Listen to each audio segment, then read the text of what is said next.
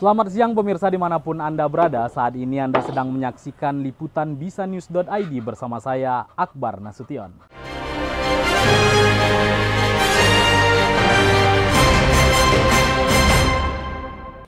Hari ini kita sudah berada di rumah kediaman Abang Mufti, di mana Abang Mufti ini merupakan pengrajin kayu, pembuat kosen dan pintu.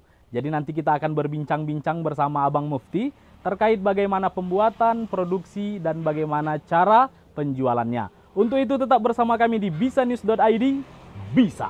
Saat ini kita sudah bersama Bang Mufti, pemilik dari Jaya Bersama, merupakan perajin kayu. Apa kabar Bang? Sehat?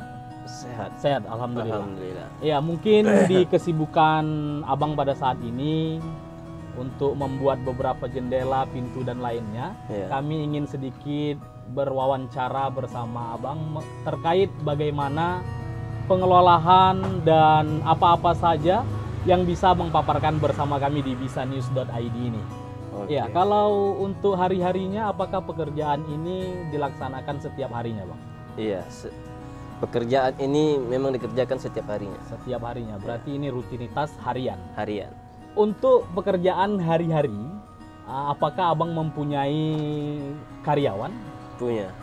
Berapa orang, Bang? 2 orang. 2 orang. Iya. Itu untuk 2 orang itu apakah masih tergolong pelajar ataukah sudah dewasa gitu? Yang satunya pelajar, yang satunya dewasa. Itu dikelola oleh kelompok atau sendiri? Sendiri. Sendiri. Berarti ini tergolong UMKM, Bang ya? Iya. UMKM untuk pembuatan kosen dan pintu. Iya. Kalau untuk yang lain ada, Bang, kira-kira? Ada. Apa itu? Seperti lemari. Seperti lemari, terus? Apa lagi? Meja ya? Meja, kursi. Iya. Kalau untuk pembuatan itu sendiri, berapa kira-kira harga pintu per picis?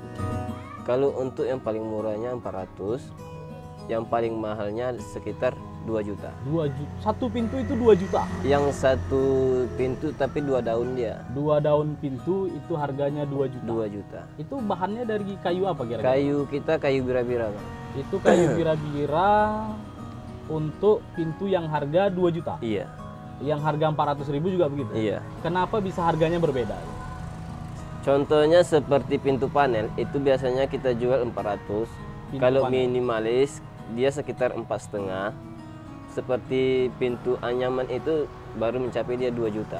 Oh, ada pintu anyaman? Iya. Berarti itu bentuk dari kreasi pembuatannya gitu, Bang? Iya, betul. Jadi dibentuk dia seperti anyaman tikar, iya, dan lain-lain ya? Iya. Itu sesuai dengan pesanan. Sesuai dengan pesanan. Jadi pemirsa dimanapun Anda berada, ketika kita memesan di kosen ini, atau ingin membuat pintu atau juga ingin membuat jendela, kita bisa memesan bagaimana motif-motif yang ada di penempahan dari kosen ini. Untuk pembelian kayunya itu kira-kira di mana, Bang? Kita punya agen. Punya agen. Langsung kita telepon. Jadi kalau untuk pintu itu sendiri, apakah itu diberikan kepada konsumen itu memang sudah gimana juga katakannya, hias atau sudah dicat gitu? Kita cuman siap jadi aja, Bang. Kalau langsung dicat sesuai dengan pesanan juga, Bang. Kalau dia mau langsung dicat, kita sesuai dengan harganya. Ada beberapa pekerja Abang yang mengumpulkan serbuk-serbuk kayu ini. Itu serbuk-serbuk kayunya itu apakah bisa digunakan kembali gitu, Bang?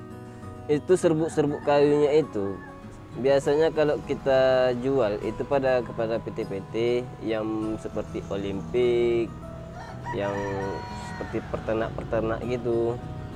Ada juga tetangga-tetangga juga yang mau membelinya, seperti untuk tanaman dia.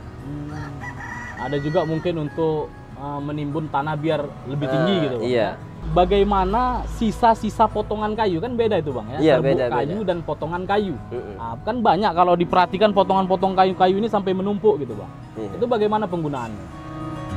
Kalau sisa potongan kayu ini itu kalau dia bisa dibuat kerajinan seperti landasan cabai dan yang lain-lain ya, seperti yang kecil-kecilan. Tapi kalau yang nggak bisa kita mengerjakannya, kita jual kepada tempat pembakaran. Oh, untuk pembuatan arang? Iya, pembuatan arang. Jadi ternyata pemirsa, potongan-potongan kayunya itu dibuat untuk arang, ada juga untuk telenan atau landasan untuk pemotong cabai, dan lain untuk ibu-ibu yang ada di dapur. Nah, kalau untuk pemasarannya Bang, bagaimana pemasaran untuk kosen ini sendiri? Kalau untuk pemasarannya kita bisa melalui seperti Facebook ya kan. Jangan juga sama kawan-kawan juga untuk membilangkan bahasanya pembuatan kosen itu ada di sini.